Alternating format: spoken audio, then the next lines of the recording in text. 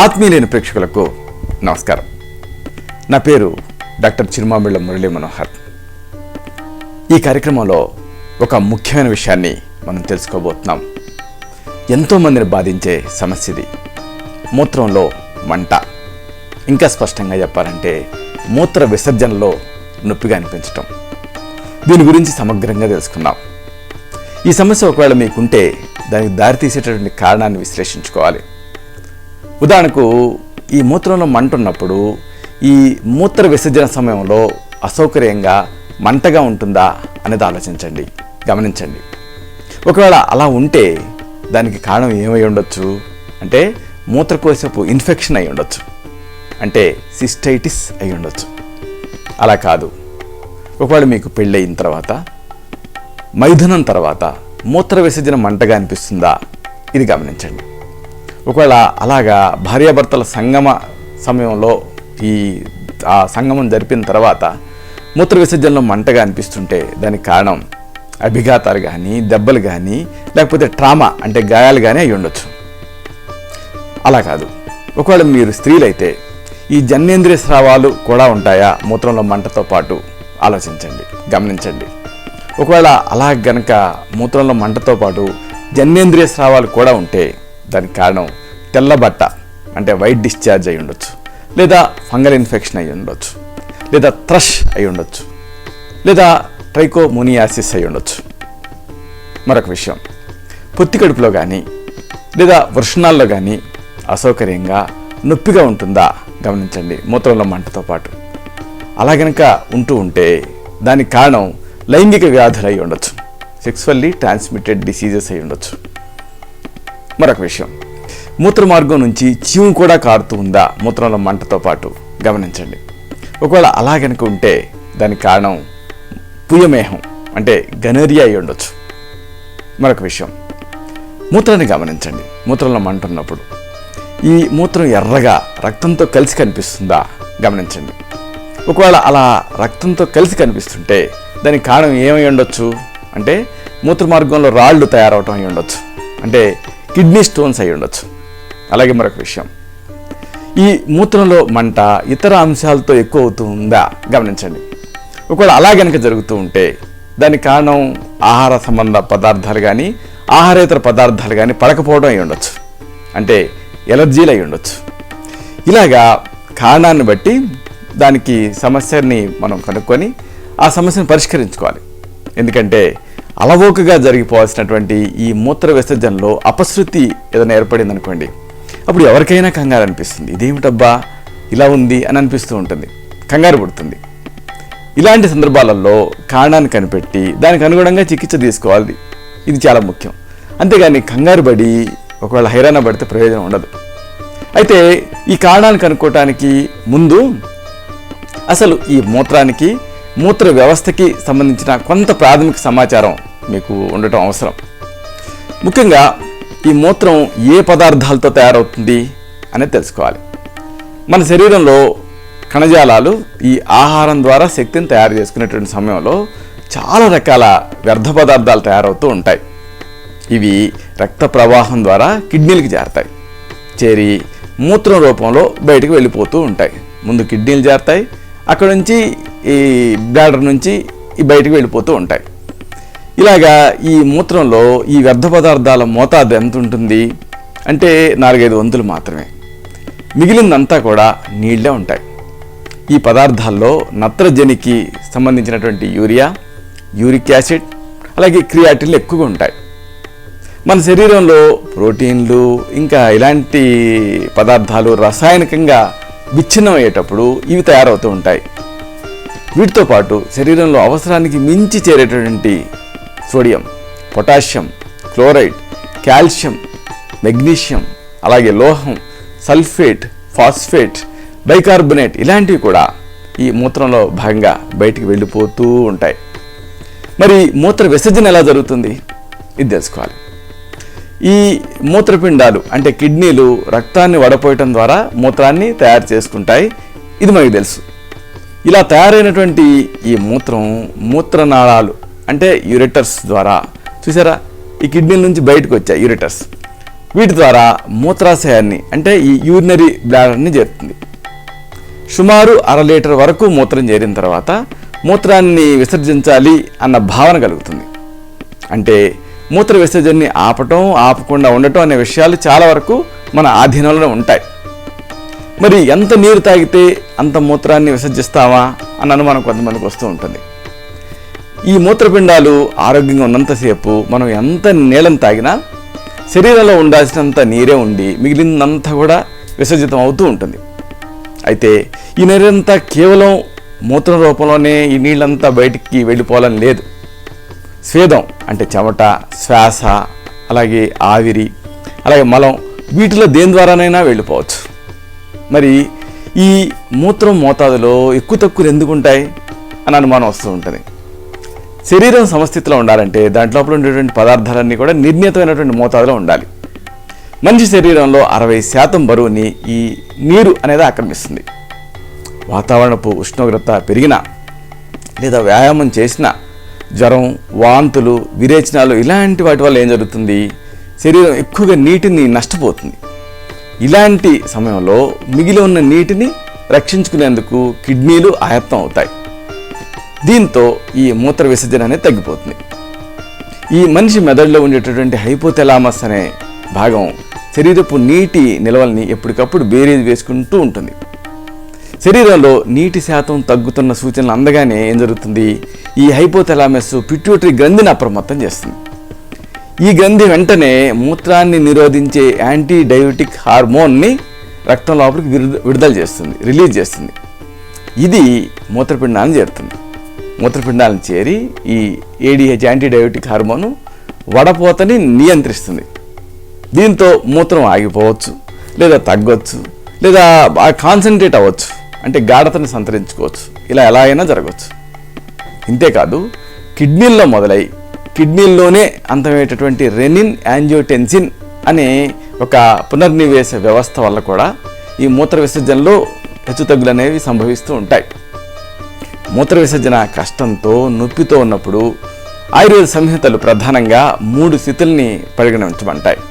అవి ఏమిటంటే, 1 మూత్ర కృత్యం అంటే మూత్ర ప్రవృత్తి నొప్పిగా కష్టంగా ఉండటం.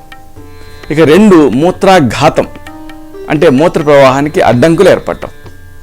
ఇక 3 మూత్రాస్మరి అంటే మూత్ర సంబంధ అంశాలు ఘనీభవించి రాళ్ళులాగా తయారవటం.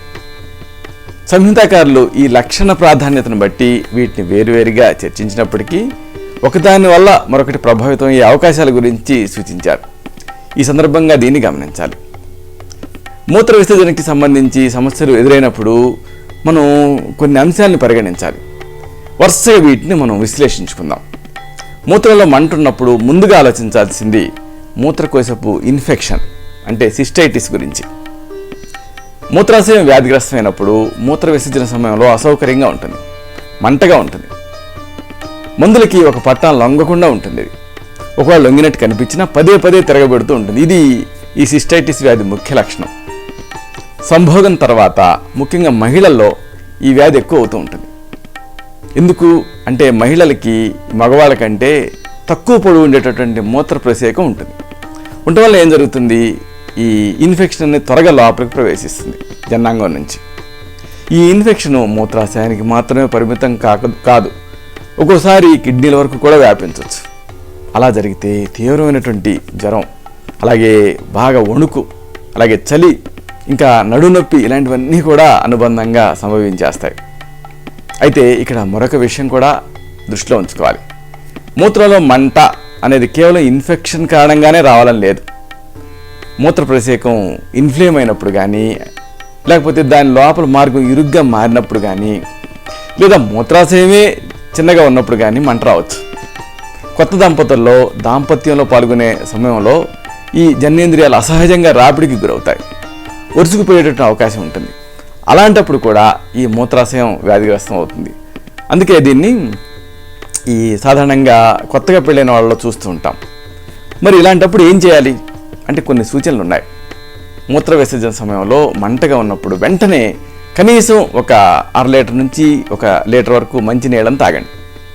దీంతో మూత్ర ప్రవృత్తి పెరుగుతుంది, సూక్ష్మ క్రిములు చాలా వరకు బయటికి వెళ్ళిపోతాయి.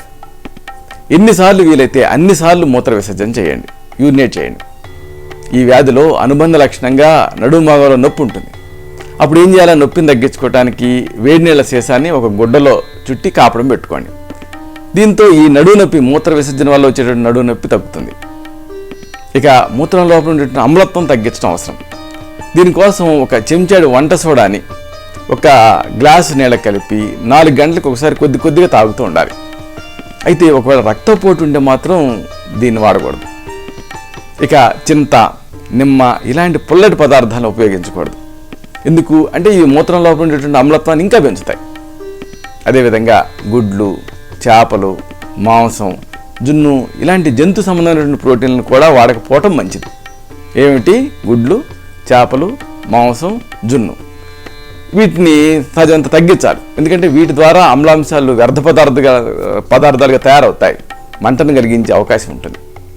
ఇలాంటి సందర్భాల్లో ఈ సిస్టైటిస్ ఉన్నప్పుడు మీ తత్వాన్ని బట్టి, సమయ సందర్భాన్ని బట్టి గుక్షాది గుగ్గులు, చంద్రప్రభావటి, చందనాసవం, చంద్రకళారసం, దశమూల హరితకి, పలాస క్షారం, ప్రవాళ భస్మం, యవాక్షారం ఇలాంటి వాటిలో అనువైన దాన్ని ఎంచుకొని తగిన అనుపాన సహపానాలతో ఇస్తూ బాహ్య ప్రయోగంగా బృహత్ సైంధవ తైలం, పిప్పల్య తైలం ఇలాంటి వాటిని ఎక్స్టర్నల్గా అప్లికేషన్ కోసం ప్రిస్క్రైబ్ చేయాల్సి ఉంటుంది.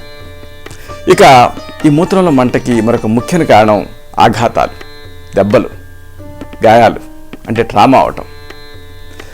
చెప్పుకున్నాం కదా, కొన్నిసార్లు ఈ మైథున సమయంలో మూత్ర ప్రసేకం, అలాగే మూత్రాశయ ద్వారాలు కమిలే అవకాశం ఉంటుంది, రేగే అవకాశం ఉంటుంది. ముఖ్యంగా మహిళల్లో ఇలా జరుగుతూ ఉంటుంది.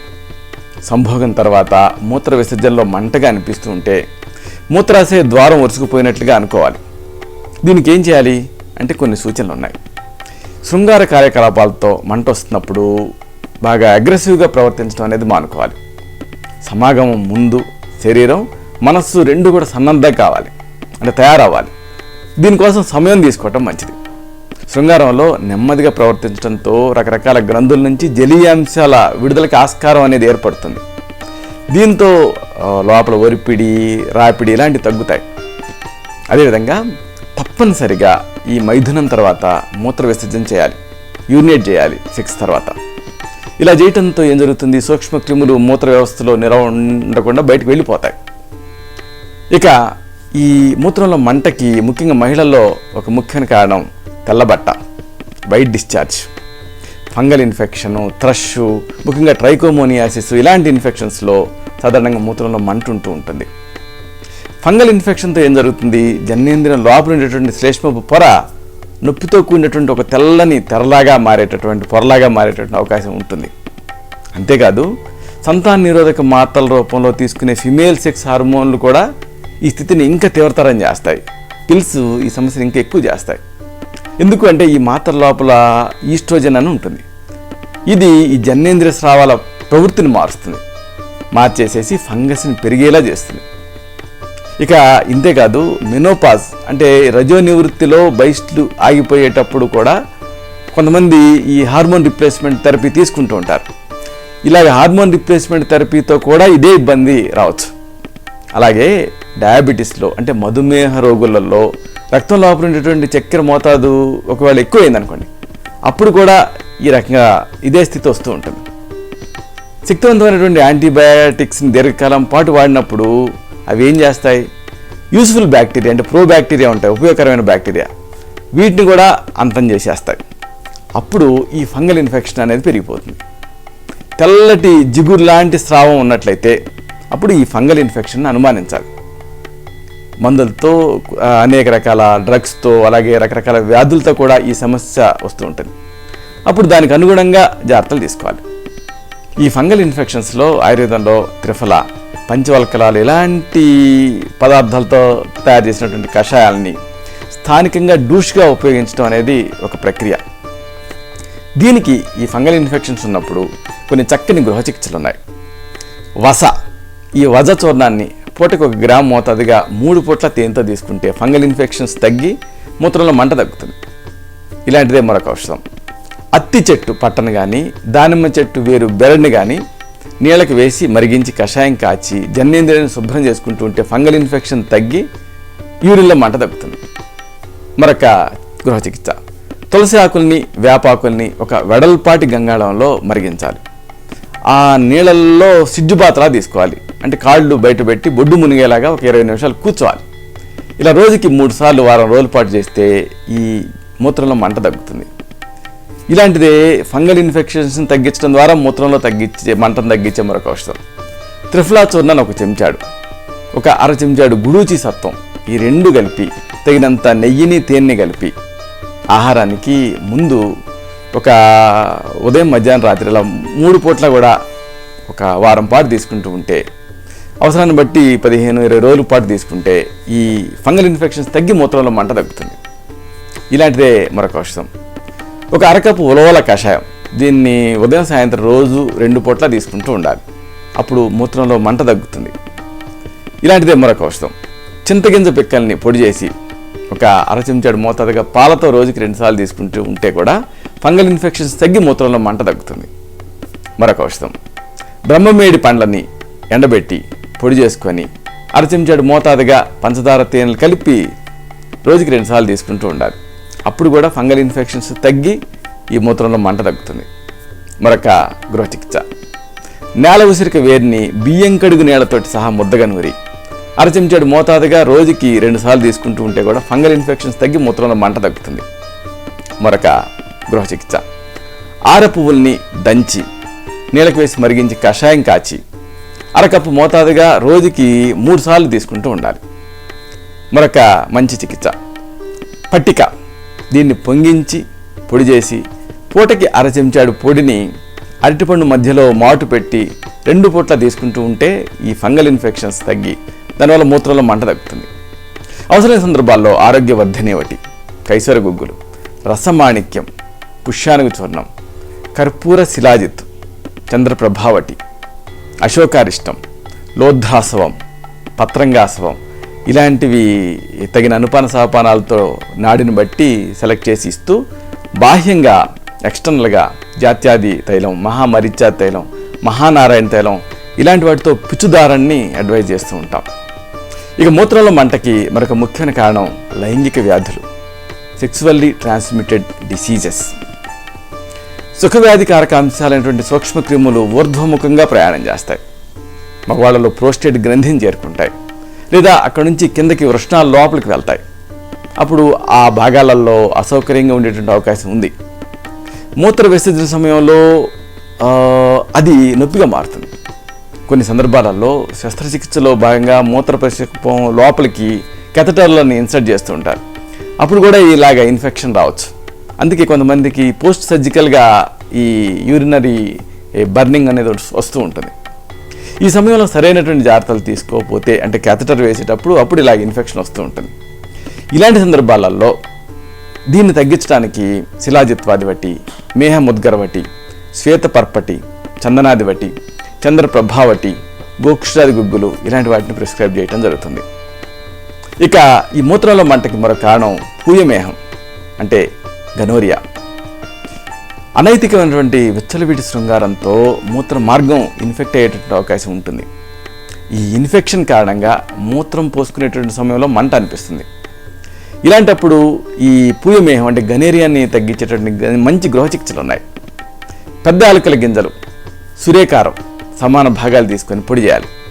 దీన్ని పూటకి ఒక 1/2 చెంచాడు మోతాదున 2 పూట్ల నీళ్లతో తీసుకుంటూ ఉంటే పూయమేహం తగ్గి మూత్రంలో మంట తగ్గుతుంది. మరో గృహ చికిత్స స్వర్ణగైరికం ఒక 2 భాగాలు తీసుకోండి, 1 భాగం పట్టిక తీసుకోండి, 3 భాగాలు పంచదార తీసుకోండి, అన్నిటినీ కలిపి పొడి చేసుకోండి. దీన్ని పూటకి ఒక 1/2 చెంచాడు చొప్పున 3 పూట్ల ధనియాల కషాయంతో తీసుకుంటూ ఉంటే గనేరియా తగ్గి దానివల్ల వచ్చేటువంటి మూత్రంలో మంట తగ్గుతుంది. అవసరమైతే ఈ గనేరియాని బాగా మొండిగా ఉన్నప్పుడు తగ్గించడానికి స్వర్ణవంగం, అలాగే సంపూర్ణ కాంచన రసం, ఇందుశేఖర రసం, చందనాసవం, కదిరారిష్టం, చందనాదివటి, త్రివంగ భస్మం ఇలాంటి వాటిలో ఒకదాన్ని అనువైన దాన్ని ఎంచుకొని ప్రిస్క్రైబ్ చేయాల్సి ఉంటుంది. ఇక ఈ మూత్రంలో మంట ఉన్నప్పుడు దానికి మరొక కారణం మూత్ర మార్గంలో రాళ్ళు తయారవటం అంటే యూరినరీ స్టోన్స్. మూత్ర మార్గంలో తయారైనటువంటి రాళ్ల వల్ల మూత్ర విసర్జన సమయంలో నొప్పి వస్తుంది. మూత్రపిండాల రాళ్లలో చాలా భాగం మూత్రం లోపల ఉండేటువంటి కాల్షియం గట్టిపడి ఘనీభవించడం ద్వారానే తయారవుతాయి. ఎక్కువగా ఎండలో తిరిగే వాళ్ళకి, శారీరకంగా బాగా శ్రమపడే వాళ్ళకి, అలాగే కదలకుండా కూర్చొని పనిచేసే వాళ్ళకి, ఎక్కువ కాల్షియం ఉండేటువంటి ఆహార పదార్థాలు తీసుకునే వాళ్ళకి ఈ మూత్ర మార్గంలో రాళ్ళు తయారవుతూ ఉంటాయి. కొంతమందిలో అనువంశిక లక్షణంగా కూడా ఇలాగా స్టోన్స్ తయారవ్వచ్చు, అంటే వంశపారపర్యంగా కూడా రావచ్చు. ఈ రాళ్ళు మూత్రంతో పాటు మూత్రనాళాల ద్వారా మూత్రాశయం లోపలికి, అంటే ఇలా బ్లాడర్ లోపలికి, అక్కడ నుంచి మూత్ర ప్రసేకం ద్వారా బయటికి ప్రయాణం చేస్తాయి. ఇలా రాళ్ళు కదులుతూ వెళ్ళేటటువంటి సమయంలో సున్నితమైన ఆ లోతట్టు పొర చిరిగిపోతుంది. అప్పుడు శరీరాంతర్గతంగా రక్తస్రావం అవుతుంది. ఈ రక్తం మూత్రంతో కలిసి ఎరుపు రంగులో కనిపిస్తుంది, అంటే ఒక ఎర్రగా మూత్రం కనిపిస్తుంది. మూత్రం పోసుకునేటటువంటి సమయంలో పదులైనటువంటి నొప్పి కూడా రావచ్చు. ఈ నొప్పితో పాటు నడుము భాగంలో నొప్పి ఉంటే అప్పుడు ఈ మూత్ర మార్గంలో తయారైనటువంటి రాళ్ళ గురించి ఆలోచించాలి. ఇలాంటప్పుడు ఏం చేయాలి అంటే కొన్ని సూచనలు ఉన్నాయి. మూత్రపిండాల్లో రాళ్ళ వల్ల మంట ఉన్నప్పుడు చంద్రప్రభావటి, గోక్షాది గుగ్గులు, కుమార్యాసవం, అలాగే మూలకాక్షారం, పలాశక్షారం, అలాగే శుక్ర మాతృకవటి, స్వర్ణ భూపతి రసం, అలాగే త్రైకాంతక ఘృతం, బిడంగారిష్టం, ఇలాంటి ఆయుర్వేద ఔషధాన్ని సెలెక్ట్ చేసి ఇవ్వాల్సి ఉంటుంది వీటిలో అనువైన దాన్ని. అలాగే ప్రత్యేక చికిత్సా పద్ధతులు ఉంటాయి, స్నేహస్వేదాలు, ఇవి కూడా ఉపయోగపడతాయి. సాధారణంగా ఈ రాళ్ళు అనేవి కాల్షియం ప్రధానంగా ఉంటూ ఉంటాయి కాబట్టి కాల్షియం ఉండేటువంటి ఆహార పదార్థాలు మానేయాలి. కాల్షియాన్ని కరిగించేటటువంటి తత్వం అమ్ల పదార్థాలకు ఉంటుంది కాబట్టి మూత్రాన్ని అమ్లంగా మార్చేటటువంటి పదార్థాలను ఇస్తూ ఉంటాం, అంటే ఉలవలు. దీంతో ఈ అమ్లం ఈ క్షారాన్ని న్యూట్రలైజ్ చేసేసి రాళ్ళను కరిగిస్తుంది. అందుకే ఉలవల్ని ప్రిస్క్రైబ్ చేస్తూ ఉంటాం. అయితే మూత్రపిండాల రాళ్ళన్నీ కాల్షియంతోనే తయారవ్వాలని లేదు. ఫాస్ఫేట్తో, యూరిక్ యాసిడ్స్తో కూడా తయారవచ్చు ఒక 10%. అలాంటప్పుడు యూరిక్ యాసిడ్ ఘనీభవిస్తుంది. ఇలా ఘనీభవించిన సందర్భాలలో ఇలాంటి రాళ్లలో మళ్ళీ అమ్ల పదార్థాలు ఇవ్వకూడదు, అంటే ఉలవలు ఇలాంటివి నిషిద్ధం. ఇలాంటి వాళ్ళకి యవక్షారం, సజ్జక్షారం ఇలాంటి క్షారాలని ప్రిస్క్రైబ్ చేస్తూ ఉంటాం. ఆహారంలో ఏది తీసుకున్నా ఏది తీసుకోకపోయినా ఏది మానేసినా మూత్రపిండాల రాళ్ళు ఒకవేళ ఉంటే అప్పుడు మీరు గుర్తుంచుకోవాల్సిన విషయం ఏంటంటే బాగా నీళ్ళు తాగాలి. అంటే దాదాపు 3 నుంచి 4 లీటర్ల నీళ్ళు తాగాలి. అప్పుడు మూత్రం రాళ్ళుగా మారే ప్రవృత్తి తగ్గుతుంది. ఇక ఈ మూత్రంలో మంటకి మరొక కారణం ఆహారం పడకపోవటం, అలాగే ఆహారేతర పదార్థాలు పడకపోవటం, అంటే ఎలర్జీలు, మసాలాలు, మద్యం, కాఫీ ఇలాంటి వాటి వల్ల మూత్ర విసర్జనలో మంట వచ్చేటువంటి అవకాశం ఉంది. అలాగే కొన్ని రకాల సబ్బులు, పౌడర్లు కూడా పడకపోవచ్చు, ఎందుకంటే వాటిలో రసాయన పదార్థాలు కలుపుతూ ఉంటారు. ఇవి మూత్ర మార్గాన్ని ఇరిటేట్ చేసి మూత్రంలో మంటను కలిగిస్తాయి. అలాగే నైలాన్తో తయారైనటువంటి లోదుస్తుల వల్ల కూడా కొంతమందికి మూత్ర విసర్జన సమయంలో మంటగా అనిపిస్తుంది. మూత్ర మార్గంలో మంట, నొప్పి ఉన్నప్పుడు వీటన్నిటినీ కూడా కన్సిడర్ చేయాల్సి ఉంటుంది, తగిన జాగ్రత్తలు తీసుకోవాలి. చూసారా, ఇలాగా మూత్రంలో మంట ఉన్నప్పుడు చాలామంది ఇబ్బంది పడుతూ ఉంటారు, చెప్పుకోలేక సతమతం అవుతూ ఉంటారు ఎవరికి. కానీ తగిన విధంగా ఈ కారణాన్ని విశ్లేషించుకొని, కారణాలను కనుక్కొని, వాటికి సంబంధించినటువంటి సూచనలు, గృహ చికిత్సలు, నివారణ పద్ధతులు పాటిస్తూ అవసరమైతే వైద్య సలహాతో చక్కని సురక్షితమైన ఆయుర్వేద ఔషధాలు ఉన్నాయి. వీటిని మీ నాడిని బట్టి తగిన అనుపాన సహపానంతో సూచించాల్సి ఉంటుంది. వీటిని ఔషధాన్ని వాడుకుంటే నిశ్చయంగా ఈ సమస్య నుంచి మీరు పూర్తిగా బయటపడగలుగుతారు. ఇలాంటి మరొక ఆసక్తికరమైన విషయాన్ని తిరిగి ఇదే కార్యక్రమాల పరంపరలో మనం కలుసుకున్నప్పుడు సవివరంగా, సహేతుకంగా, సమగ్రంగా తెలుసుకుందాం. శతం జీవ శరదో వర్ధమానః, శతం హేమంతాన్ శతం వసంతాన్, 100 శరత్తులు, 100 హేమంతాలు, 100 వసంతాలు, వర్ధిల్లుతూ జీవించండి. శుభం.